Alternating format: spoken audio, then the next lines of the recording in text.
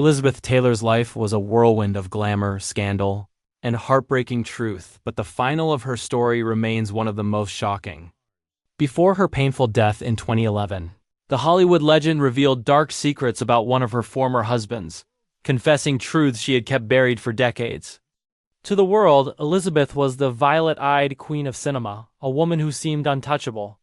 But behind the fame, she carried wounds carved by betrayal, manipulation, and emotional violence scars. She finally chose to expose near the end of her life. Elizabeth had been married 8 times to 7 different men. But one marriage stood out as the most damaging. She had built her life beside a man she once believed in, only to discover lies, infidelity, and control lurking beneath the surface. She stayed silent for years, protecting reputations, shielding her own heart, and carrying the weight of memories too painful to share. But as age and illness closed in, Elizabeth decided the world deserved the truth, not gossip, not rumor, but the story she had lived through. Her revelation shocked Hollywood. A confession that her husband had emotionally destroyed her, draining her spirit and poisoning her sense of self-worth. She admitted she lived through nights of fear, confusion, and heartbreak, hiding agony behind diamonds and designer gowns. "The world saw glamour," she whispered, "but I lived with grief." Elizabeth wanted her truth known because she believed silence protected the wrong people. She hoped other women, famous or not, would understand that even icons can be broken by love gone cruel. Days before she died, she told friends she found peace not in forgetting, but in finally speaking. Her last wasn't defined by fame, it was defined by courage, closure, and the power of truth from a woman who refused to leave this world carrying secrets that weren't hers to keep. Elizabeth Taylor entered the world beneath a spotlight she never asked for. Born in London, raised in Los Angeles, sculpted by MGM Studios before she learned to spell her own name, she became the very definition of Hollywood royalty. By the age of 12, her violet eyes had already hypnotized America. By 20, she was an icon. Through every headline, every camera flash, every breathless gasp around her beauty, one truth followed like a ghost. Elizabeth Taylor was loved fiercely by the world, but rarely properly by the men she married. And as she approached the last of her extraordinary life, she realized her greatest wound came from a husband she once believed heaven had carved just for her. Her story with Larry Fortensky began as though it had been whispered by destiny. Elizabeth was recovering from the emotional wreckage of her 7th marriage, exhausted by tabloids, drained by addiction battles, struggling to rebuild her sense of worth. Larry, a quiet construction worker from California, was nothing like the powerful men who came before him. He didn't have titles. No Hollywood blood ran through his veins. He was ordinary, a man who had known brokenness himself. To Elizabeth, damaged souls were familiar territory. She believed she could shape them into love. When they met at the Betty Ford Clinic, she thought she saw hope. For a woman who had crossed oceans of grief, hope was irresistible. But those close to her saw the danger long before she did. Elizabeth was aging, vulnerable, and too trusting. Larry was overwhelmed, then seduced by the sudden wealth, the limelight, the world stage glamour she carried with her. Reporters noticed the shift. Elizabeth, once ferocious in protecting her heart, began bending her rules for him, signing checks, gifting homes, ignoring whispers that he wasn't with her for love. She defended him with fire. She told Barbara Walters, "He makes me feel safe." She needed that feeling more than she realized. Yet, as years passed, their foundation began rotting beneath them. Money vanished. Arguments erupted. Larry slipped into destructive habits she had fought her whole life to escape. More than once, Elizabeth was rushed to hospitals after medication complications or stress-related collapses. And every time reporters asked, where was her husband? Silence became the answer. Her friends watched her shrink physically, emotionally, spiritually, while Larry spent her fortune and disappeared for nights she couldn't explain. Still, she stayed. Because Elizabeth Taylor always stayed. With Burton, with Fisher, with the world. She believed loyalty meant love. But the price of loyalty was killing her. One night, long after midnight, Elizabeth confided in a nurse-frail voice trembling, eyes wide with disbelief that the man she had protected was not who she thought he was. She said she had discovered financial betrayal stretching years, signed agreements she never remembered approving, and conversations overheard that shattered her remaining strength. She didn't name him publicly yet, but the message inside her words was unmistakable. The husband she trusted had been draining her life from the shadows. By then Elizabeth was 78, her body failing. Her heart, swollen with congestive failure, beat unevenly. She slept sitting up, gasping for air, her glamorous voice reduced to a whisper. The woman who once commanded studio executives and walked red carpets like a goddess now lay in a silent home that felt more like a memory vault than a mansion. She stared at framed photographs of herself from the Cleopatra years, wondering how such power could end in such weakness. When she finally spoke, publicly admitting she felt betrayed, used and manipulated, everyone gasped. For decades, fans believed Elizabeth Taylor lived a fairy tale even through heartbreak. The real story was much darker. She had shielded Larry Fortensky from criticism for years, calling him misunderstood. But in her final interviews, she exposed her deepest regret, letting the wrong man into her final years. Her confession fractured Hollywood mythology. Suddenly, people understood why she spent her last months avoiding cameras, refusing interviews, and keeping her family close. She was preparing to leave the world not with diamonds, not with headlines, but with truth. And behind that truth lay a chilling question. Did love destroy Elizabeth Taylor? Or did betrayal push her toward a death she might otherwise have survived? Her silence had protected him once. Breaking it would change everything. As Elizabeth Taylor's revelation rippled through Hollywood, whispers turned into thunder. Friends who had remained politely distant suddenly found the courage to speak. Family members who had once held their tongues out of respect now admitted what they had seen. Elizabeth, the formidable woman adored by millions, had spent her final marriage fighting battles no one knew about. What shocked them most was how long she endured it in silence. Acting legend and lifelong friend Debbie Reynolds once said privately, "Liz always carried her pain like diamonds, beautiful, blinding, hiding the truth beneath the shine." Elizabeth had mastered that art to perfection. The marriage to Larry Fortensky had begun with television glamour, lavender roses, paparazzi helicopters, Michael Jackson's Neverland Ranch as the backdrop. The world saw fantasy, but behind the veil, reality was raw. Larry was overwhelmed from the moment cameras turned toward him.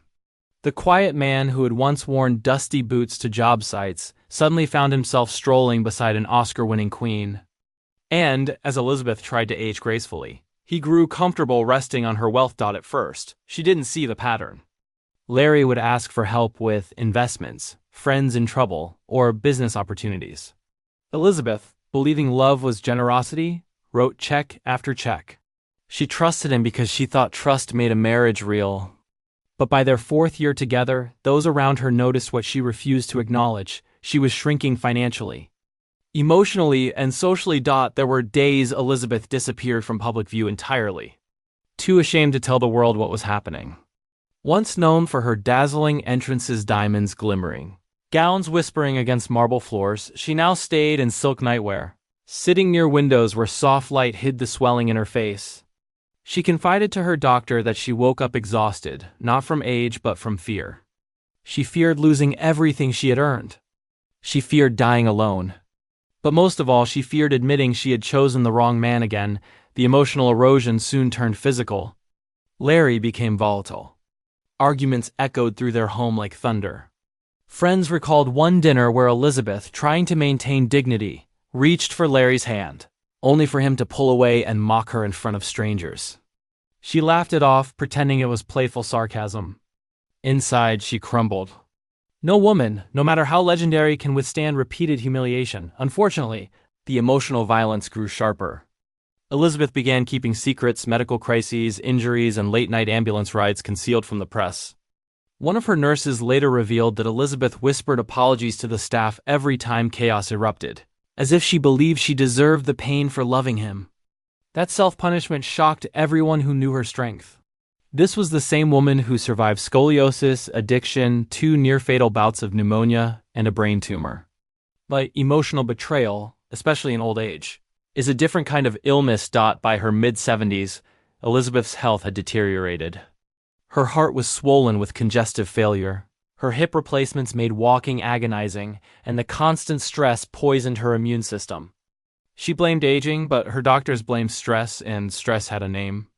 Larry had once promised devotion, yet spent her final years chasing parties, drinking with new companions, slipping further away from the vows that had been spoken under.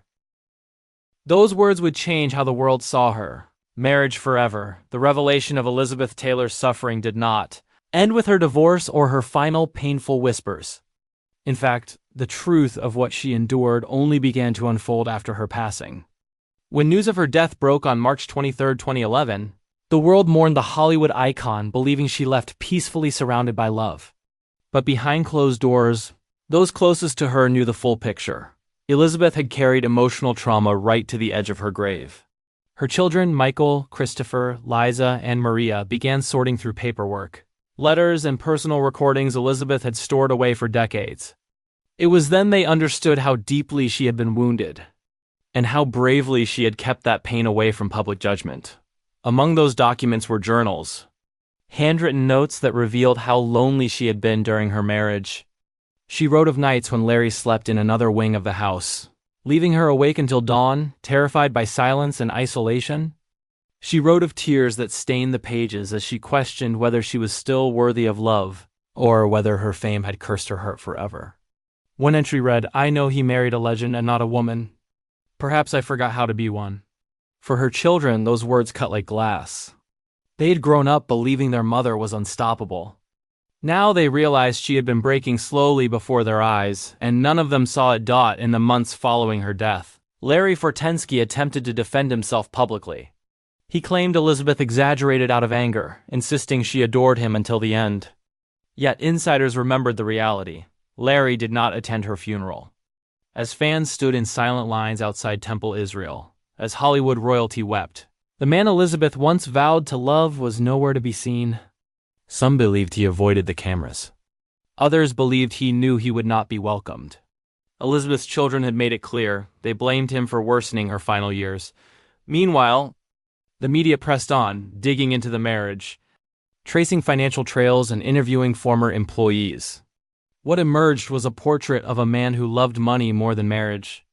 He had once demanded $1 million from Elizabeth as a divorce settlement, and she gave it without resistance just to reclaim peace. But the damage extended beyond bank accounts. Friends said Larry pushed her emotionally until she shrank, until the woman who once stood center stage at the Oscars now trembled before opening her own front door. She carried shame that wasn't hers, a family friend later said. The world adored her. He made her feel unlovable. The truth ignited debate, especially among fans who believed Elizabeth had always chosen difficult love because she never escaped the deepest heartbreak of her life, Richard Burton. In interviews before she died, Elizabeth confessed that Burton was her soulmate, and every love after him was an attempt to fill a void that could never be filled. Without Burton, she chased comfort, stability, and devotion from men who were never capable of giving it. Larry was the last in that search, and it ended with devastation. Yet, what made her tragedy even more heartbreaking was how she hid it from the public to protect her legacy. Elizabeth feared headlines that reduced her to weakness or scandal. She wanted the world to remember the woman who built the first major HIV foundation, who fought addiction, who battled through 80 surgeries, who survived Hollywood's darkest claws. She never wanted pity.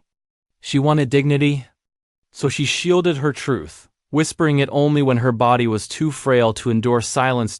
In the final months of her life, she requested that those close to her gather around more often, not because she feared death, but because she finally learned to love without conditions. Nurses described her as warm, witty, gentle, unrecognizable from the glamorous goddess on screen.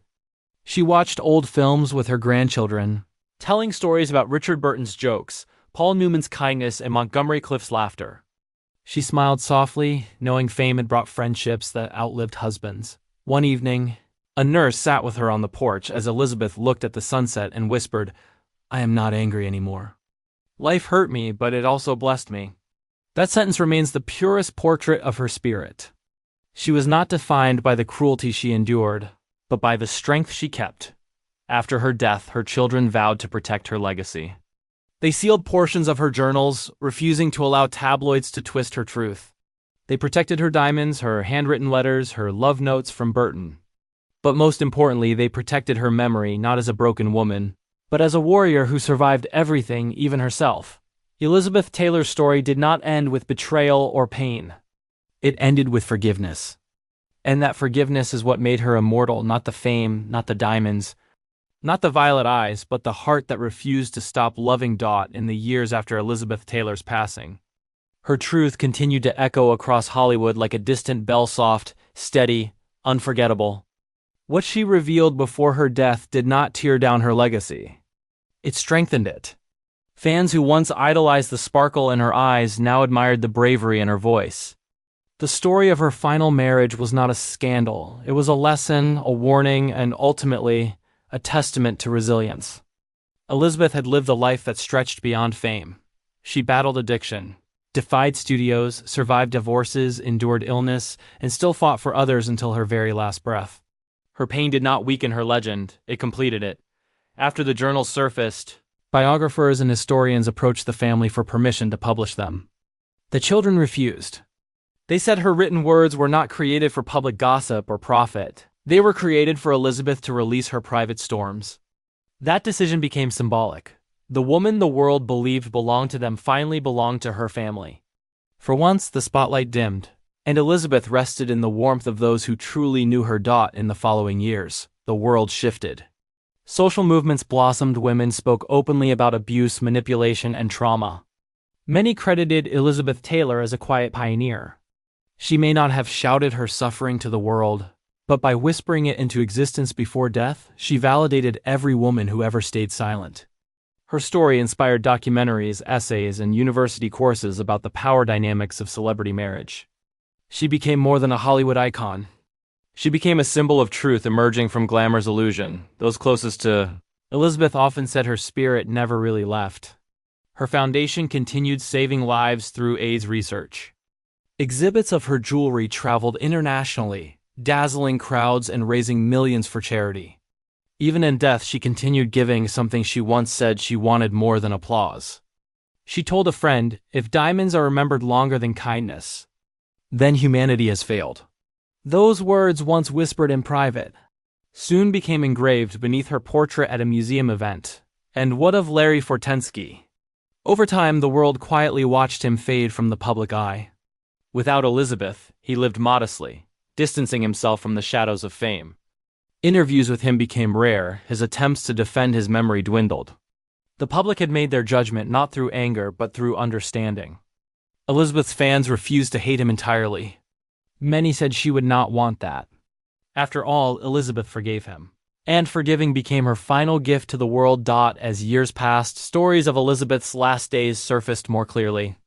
Her priest described their final conversation. She said she no longer feared judgment. She had made peace with God, peace with her mistakes, and most importantly, peace with herself. She told her children not to remember her as a suffering woman hidden behind closed doors, but as the girl who once rode horses freely in England, the young star dancing barefoot between filming breaks, the mother who burned cookies at midnight just to make her kids laugh. She wanted her humanity remembered, not just her royalty. On the night before she died, nurses recalled that her room was dimly lit with lavender candles, the scent she always loved.